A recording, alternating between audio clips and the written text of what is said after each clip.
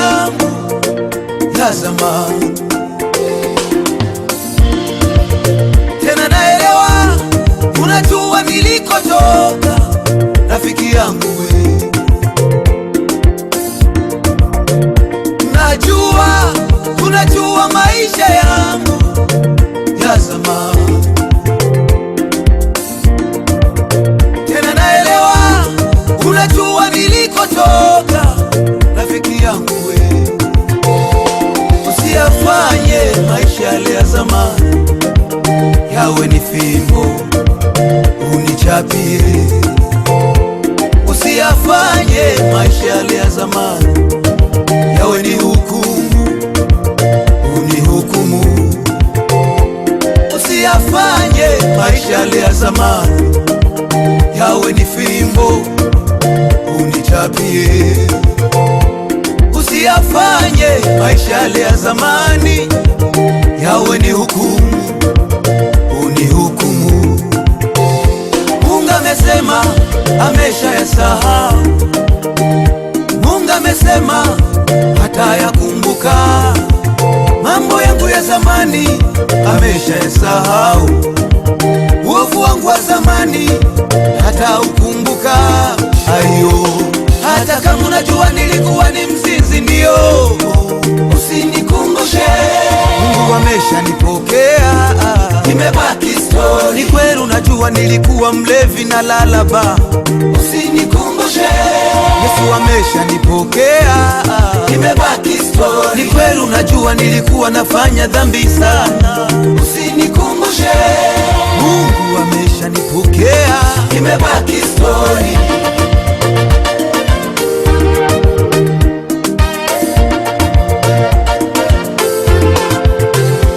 Mambo yangu ya zamani yasikuchukulie muda, yatakuchelewesha rafiki yangu wewe. Mambo yangu ya zamani yasikuchukulie muda, yatakuchelewesha rafiki yangu wewe. Wakati uko bize kusema yule alikuwa mzizi, mimi niko bize. Amen, amen, amen, amen. Je me souviens, c'est ça mon père. Asema nakumbuka. Je me rappelle, il était une fois.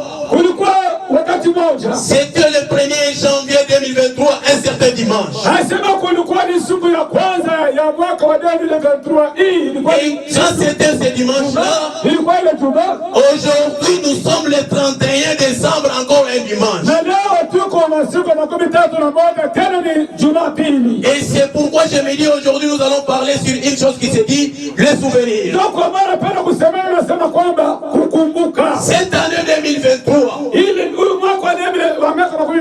a pris son début le dimanche et va prendre fin le dimanche. Et c'est pourquoi notre thème est intitulé Je me souviens. Toi qui es là, tu peux te souvenir de ce qui s'était passé pendant toute l'année 2023.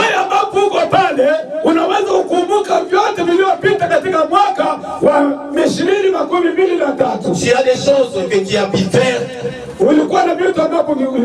et ce que tu n'as pas pu faire. Et maintenant aujourd'hui c'est le moment que tu peux te souvenir facilement. Nous allons prendre le livre de 1 Jean. 1 Jean. Premier épître de Jean. Prenez le chapitre 3, 8e verset.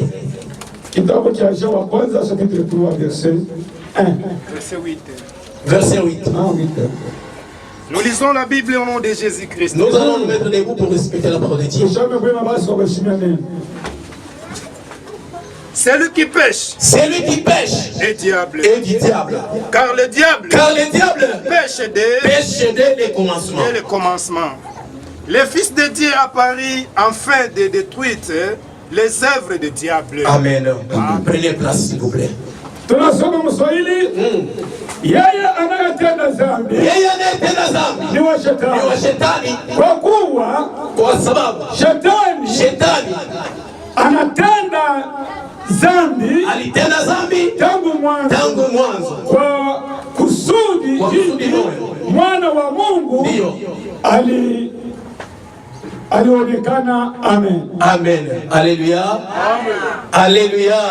Jina la Bwana libarikiwe. Amen. Nous avions lu le livre de 1 Jean chapitre 3 verset 8. Tunasoma kitabu cha Yohana wa kwanza chapitre ya 3 mstari wa 8. Ici la Bible déclare que hapa maandiko yanasema kwamba c'est lui qui pêche et du diable. Yule anayetenda dhambi ni wa shetani. Et donc tout celui qui marche, n'est-ce pas, selon la volonté du Satan et du diable. Yule ambapo anatembea vile ambapo shetani anataka ni mtu wa shetani. Et c'est là directement nous allons l'appeler comme étant fils du diable. Na pale tunamuita mtoto wa shetani. Alléluia. Amen. Parce que si la Bible nous dit ceci, Satan a péché dès le commencement. Shetani alitenda dhambi tangu mwanzo. Et au commencement là, quand il a péché, wakati mwanzo alipotenda dhambi, il a été rejeté. Akatupwa. Et c'est pourquoi la Bible même déclare que vous qui êtes dans le monde, prenez garde. Parce que il y a un maître de ce monde. Et ce maître de ce monde s'appelle Satan. Mais la Bible continue à nous déclarer ceci. C'est pour cela que le Fils de Dieu, il est venu pour détruire. Et quand il est venu pour détruire, pas détruire sa volonté lui-même, mais détruire la volonté de Satan. Alléluia. Amen, amen.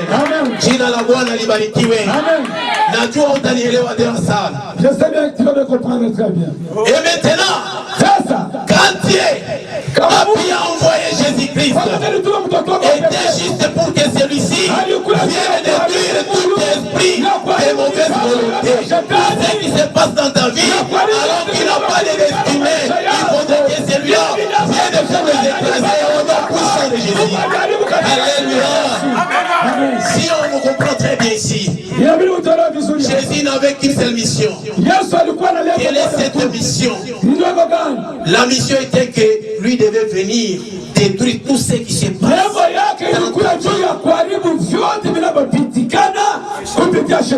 Alléluia. Amen. Parce qu'aujourd'hui Satan est quelqu'un qui est très jaloux. Il est jaloux contre qui? Il est jaloux contre tout celui qui veut adorer Dieu. Et c'est pourquoi si Satan est là, Satan nous pousse toujours à pécher. Parce que lui est condamné, alors que nous ne sommes pas encore condamnés. Il fait que nous soyons condamnés ensemble. Alléluia. Amen, amen. Alléluia. Je vais vous donner une histoire. Quelle est cette histoire? Nous tous ici nous avons grandi, n'est-ce pas? Nous avions grandi, n'est-ce pas? Nous n'avions pas eu la même âge que nous avions aujourd'hui. On était encore enfants et bébés. Et maintenant il y a de ces gens-là qui ont connu des parents qui buvaient d'alcool. Ils étaient très méchants. Ils les battaient. Ils les fouettaient. Ils ne laissaient même pas les temps à ces enfants de jouer. Et ces enfants-là ont grandi sans l'affection de leurs parents. Il y a de ces parents-là qui ont fait grandir leurs enfants, mais quand les enfants sont grandis, ils étaient humiliés devant leur famille. Il y avait de ces voisins qui ne les prenaient pas en considération parce que leurs parents les négligeaient les uns et les méprisaient. Alléluia. Amen, amen. Amen, amen. Quand vous avez un voisin et que votre parent venez t'injurier devant ton voisin, quelle sera ta réaction? Est-ce que tu seras honte? Alléluia. Alléluia. Moi c'est toi, nous avons connu les parents.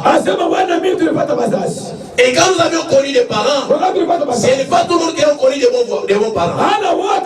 Chacun avait son parent qui était parfois très méchant. Parfois les parents venaient à la maison très saouls. Et les parents là on les appelait des soulards. Quand il arrive à la maison, il ne laissait pas un temps ses enfants de parler. Alléluia. Amen, amen. Et tous ces fruits là sont les fruits de Satan. Toi et moi, Nous avions passé toute une vie. Durant toute une année. Nous avions compris les choses ne marchaient pas. Et aujourd'hui, laisse-moi te dire une chose. Jésus est venu pour détruire ce qui s'est passé dans toute l'année 2023. Et quand il est venu détruire, vous allez recevoir la grâce de Dieu aujourd'hui. Et comme l'année 2023 avait commencé le dimanche, et ça va prendre la fin le dimanche, il faudrait que la grâce du Seigneur soit dans ta vie. Alléluia. Amen, amen. Alléluia. Et quand tu as un parent qui ne se soucie pas de ta vie et que toi tu passes chez le voisin, tu vois certains qui mangent très bien et tu rentres à la maison, tu trouves des sombés. Tu rentres à la maison, tu trouves des amarantes. Et parfois tu trouves rien. Tu seras déçu. Tu as fait toute une année.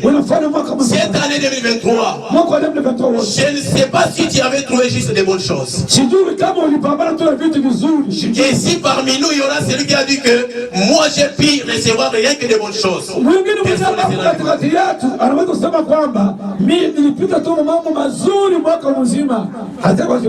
Alléluia. Amen. Satan est là pour nous amener à des échecs. Mais Jésus, celui qui est le Fils unique, ne vient que pour détruire la volonté de Satan.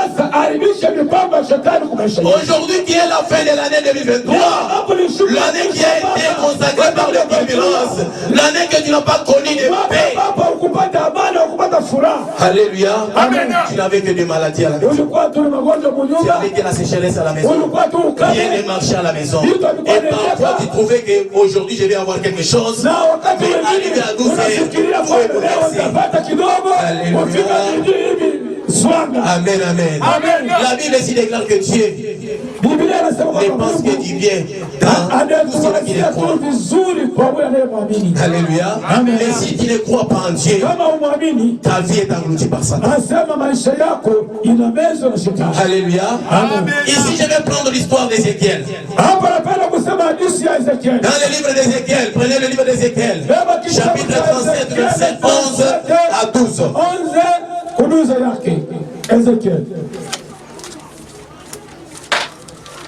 Ézéchiel 12. Non, 37, 11 à 12. Ézéchiel 37, 11, 12.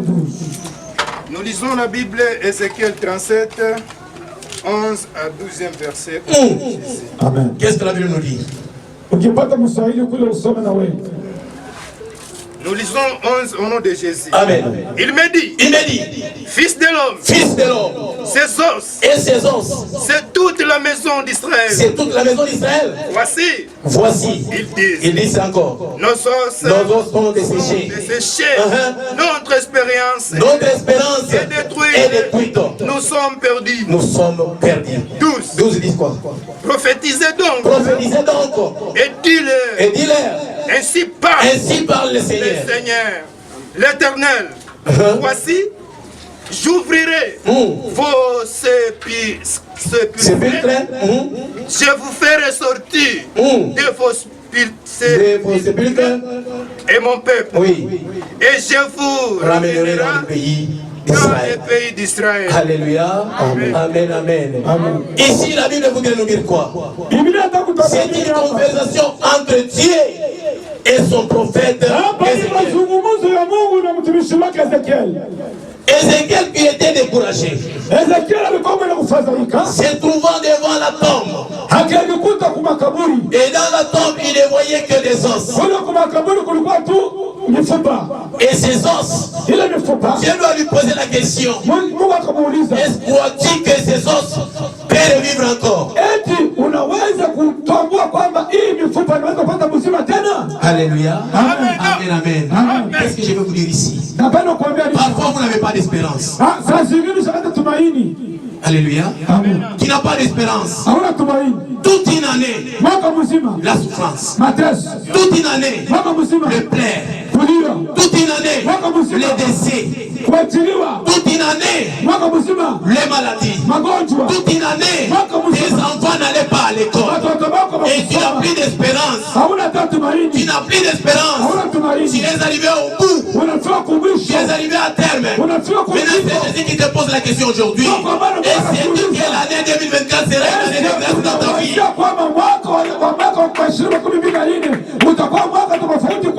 Alléluia. Amen, amen. Est-ce qu'on a-t-il vraiment? Est-ce qu'on a-t-il vraiment? Est-ce qu'on a vu quoi? Alléluia. Amen. Parce que si l'année 2023 était une année de turbulence et que Ézéchiel ici ne se trouvait dans des cimetières, Dieu lui dit, est-ce que ces os aura la vie? Alléluia. Amen. Qu'est-ce que Ézéchiel avait dit? Père, c'est toi qui l'as dit.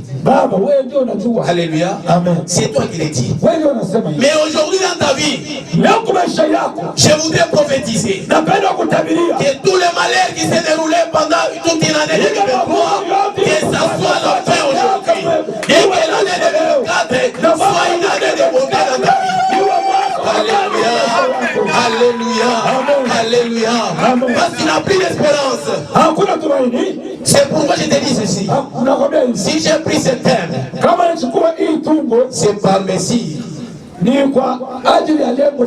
Alléluia. Amen. Je t'ai dit ici que cette année 2023 avait débuté le dimanche et va prendre aujourd'hui Alléluia. Amen. Mais tu n'as pas compris que j'étais dans la paix. Alléluia. Amen. Tu n'avais pas de paix. Tu as parcouru toute l'année avec des souffrances. Il y a de cela, des familles, comme leurs parents, ils ont dit ceci: mieux vaut mourir que de vivre. Alléluia. Parce que tu n'avais plus d'espérance. Tu n'avais pas où se réfugier. Alléluia. Et comme tu n'avais rien, où tu ne trouvais personne à qui tu devrais demander, tu as perdu l'espoir. Tu n'avais plus d'espérance. Mais attention, s'il vous plaît. Dieu a dit à Ézéchiel, prophétise donc. Dites un mot. Dites un mot sur ces os. Et aujourd'hui, c'est le Ézéchiel qui parle. Aujourd'hui, c'est Jésus qui parle. Dans ta vie, cette sécheresse, quand ta vie, la souffrance, quand ta vie, les plaies, dans ta vie, que ça soit la fin aujourd'hui. Tu vas traverser dans une montée. Tu vas traverser avec une grâce. Alléluia. Amen. Amen. Amen. Amen. Et qu'est-ce qu'Ézéchiel avait fait? Ézéchiel a prophétisé. Et quand il a prophétisé, il a vu la chair, les os là qui étaient rejetés, et que personne ne devait pas les prendre. Parfois ça faisait peur, mais il a pu parler. Et quand il a parlé, nous avions vu la chair, nous avions vu la peau, nous avions vu du sang, nous avions vu de l'eau, et la chair a été ensevelie, et directement ses os ont pu parler. Alléluia. Amen, amen. Parce que Jésus avait une mission dans ce monde. Et quelle est cette mission? C'est de détruire la volonté de Satan. Alléluia. Ce que tu vis aujourd'hui n'est pas la volonté de Dieu. Ce que tu traverses aujourd'hui n'est pas ce que Dieu pense sur toi. Ce que tu vis aujourd'hui n'est pas ce que Dieu avait planifié pour ta vie. Mais ce que tu traverses, c'est que Satan fait que tu échoues. Satan ne veut pas que tu puisses réussir. Alléluia. Alléluia. Qui t'amène bien. Qui t'amène bien. Que tu ensemble ma beaucoup. Ce que tu traverses là-bas, ce n'est pas Dieu avait planifié. Dieu avait planifié des bonnes choses. C'est pourquoi cette année 2023 qui va s'achever aujourd'hui à Séroé, toi qui ne seras plus ce que le monde dit, tu ne seras plus jamais ce que les gens parlent, tu ne seras jamais ce que tu étais hier, mais tu vas changer, tu seras ce que l'Éternel dit, tu seras ce que l'Éternel dit, tu seras ce que Jésus peut accomplir dans ta vie. Alléluia, amen, amen, dites amen bien, alléluia. Les gens parlent ceci sur ta vie. Que tu dois échouer. Que tu dois échouer. Tu dois échouer. Tu n'iras nulle part. Tu ne seras pas dans une villa vraiment agréable. Tu ne seras jamais. Mais tu vas toujours souffrir. Mais Dieu aujourd'hui te dit ceci. Ce qui t'ont dit hier, laissera ce que je te dirai en 2024. En 2024, c'est une année de restauration. Une année de fertilité. Une année de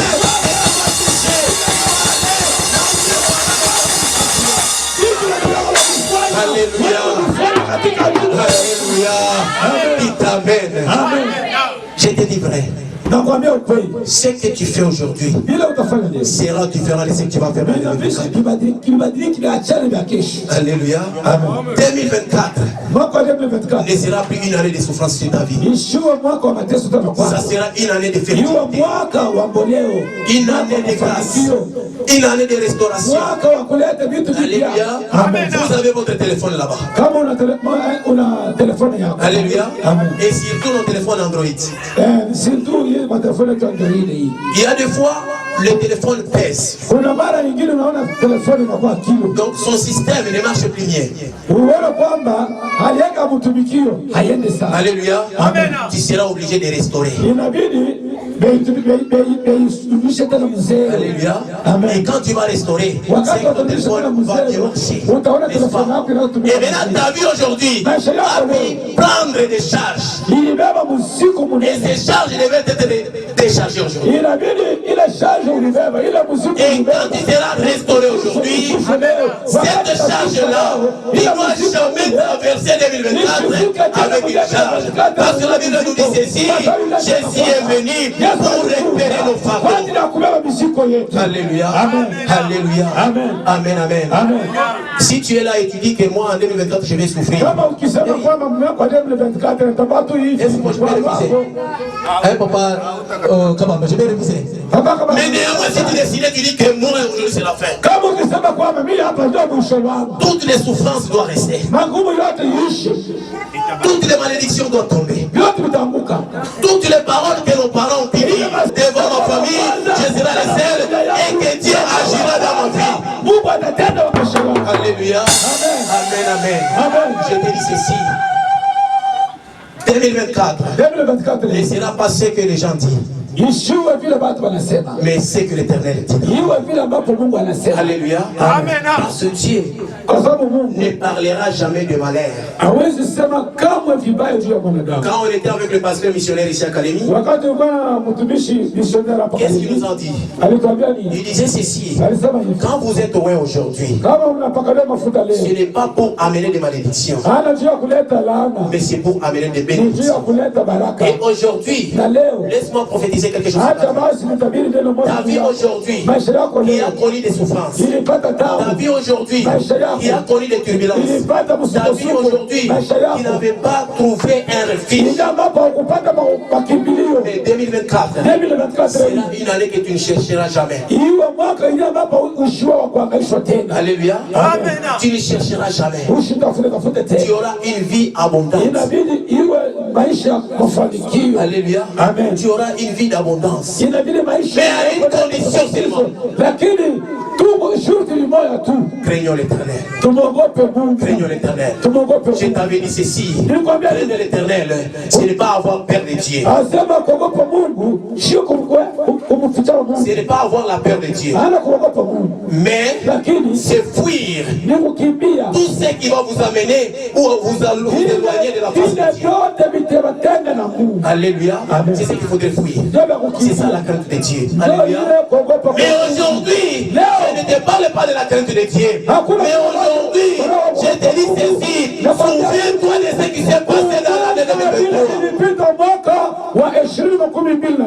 Si c'était de bonnes choses, dites à Dieu d'augmenter encore. Si c'était de malheur, dites à Dieu que ça prenne fin. Alléluia. Si c'était le décès, aujourd'hui, dites à Dieu que Dieu, je venais de décider dans ma vie que toutes ces plaies puissent s'arrêter aujourd'hui. Je dois traverser dans une année de grâce. Je dois traverser dans une année de bonté. Je dois traverser dans une année de miséricorde. Alléluia. Amen, amen. 2023, tu n'as pas pu voyager. Mais 2024, tu dois traverser. Alléluia. Amen. Il y a des choses que tes parents n'ont pas pu faire. Mais laisse-moi te dire, en 2024, tu dois faire de plus. Alléluia. C'est qu'ils ont cru que tu dois demeurer pauvre. Dites-leur ceci. Je suis l'enfant de Dieu. Et un enfant de Dieu ne crée jamais de turbulences. Ne crée jamais de secousses. Ne crée jamais les paroles de Satan. Ne crée même pas la maladie. Ne crée même pas la souffrance. Mais il dit ceci: moi l'Éternel est à moi. Il finira par réagir. Alléluia. Dites amen bien. Vraiment, je compte conclure. Prenez le livre de 2 Timothée. Chapitre 2, verset 8. 2 Timothée, chapitre 2, verset 8. 2 Timothée, chapitre 2, verset 8. Nous lisons la Bible au nom de Jésus. Amen. Souviens-toi, cher ami. Ici de la prospérité. Jésus-Christ qui est ici de la postérité de la vie. Résister des morts. Ressusciter les morts. Selon mon évangile. Selon mon évangile. Lisez en Swahili. C'est le 8 seulement. Kumbukeni Yesu Kristo aliyefufuka toka wafu kwa uzao wa Daudi kama inenavyo neno la Mungu. Alléluia. Amen. Amen. Ici la Bible vous dit ceci: souviens-toi, et tu vas te souvenir de qui? De Jésus-Christ. Alléluia. C'est lui qui a été ressuscité des morts. C'est lui qui a été de la postérité de David. Et selon ce que la Bible déclare, que celui-ci n'est pas venu juste se dérouler dans cette terre, mais il est venu chercher à ce que nous ayons la vie sauve. On était des rescapés de Satan. Et Satan nous a pris en otage. Et quand ils nous ont pris en otage, et aujourd'hui la Bible nous dit ceci: souviens-toi, l'unique personne qui est la clé passe partout, c'est Jésus-Christ. C'est lui qui va ouvrir ta vie, c'est Jésus-Christ. C'est lui qui va restaurer ta vie, c'est Jésus-Christ. Souviens-toi, chère famille, souviens-toi, peuple de Dieu, souviens-toi, peuple de Dieu, souviens-toi, cher. Alléluia. Amen. Alléluia. Amen. Ici la Bible nous déclare de se souvenir de Jésus-Christ. Et dites encore, la vie que j'ai menée durant toute une année 2023, comme j'ai Jésus aujourd'hui, demain sera différent de ce que j'étais hier. Alléluia. Amen. Demain, je ne serai plus ce que j'étais, mais ma vie doit changer. Au lieu de plaire, quand je plairais, mais cette fois-ci, je ne plairai plus. Alléluia. Amen. J'avais connu des douleurs en 2023, mais 2024, tu n'auras jamais de douleurs. Vraiment, s'il vous plaît, je demande ton cœur que tu crois en une seule personne. Et quelle est cette personne? C'est Jésus qui a été crucifié. Il a été crucifié. C'est pas pour que nous tombons dans les pièges de Satan, mais pour que nous trouvons la vie éternelle, la vie sauve. La vie pleine de bénédictions. Alléluia. Alléluia. Alléluia. Dites Amen bien. Amen. Je te reprends. Si tes parents t'ont fait grandir dans des situations qui n'étaient pas bonnes, mais toi, en 2024, tu dois faire grandir tes enfants avec une vie d'abondance, avec une vie de bénédiction, une vie de paix, une vie que les gens vont t'envier. Alléluia. Je vis qu'une année de 2024 ici soit une année que les gens viendront chercher à manger chez nous. Toi, tu n'iras jamais prêter, mais eux viendront prêter. Alléluia. Amen. Parce que tu as Jésus, souviens-toi que Jésus est là. Parce qu'il y a Jésus, dis ce que Jésus doit faire. Parce qu'il y a Jésus, dis ce que mon parent était sous l'arbre. Mais moi je ne serai jamais sous l'arbre. Dites à Jésus qu'aujourd'hui ma vie doit changer. Dites à Jésus que les villes que mes parents n'ont pas pu piétiner, moi j'irai là-bas. Moi j'irai là-bas. Moi je vais faire. Alléluia. Laisse-moi te dire une chose. Tu as un travail que les gens te moquent. Alléluia. Amen. Tu as un travail que les gens parlent mal de toi. Mais laisse-moi te dire une chose. 2024, ils vont changer de langage. Ils vont changer de langage. La vie que tu as en 2023 était une année de tentation. Une année de tentation. Mais 2024 ne sera plus tentation. Alléluia. Ne sera une vie d'abondance. Vraiment, j'ai des gens qui ont été rejetés. Vous qui êtes les gens du faible reste, je vous dis ceci, c'est parmi les faibles que Dieu va faire élever les gens. Alléluia.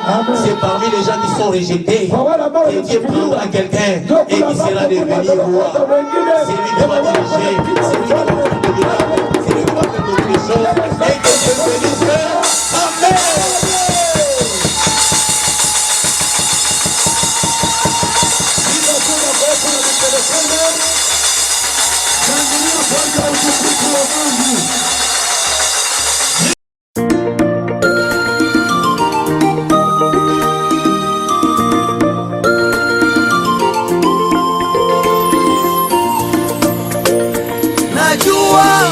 Unajua maisha yangu ya zamani, tena naelewa, unajua nilikotoka, rafiki yangu we.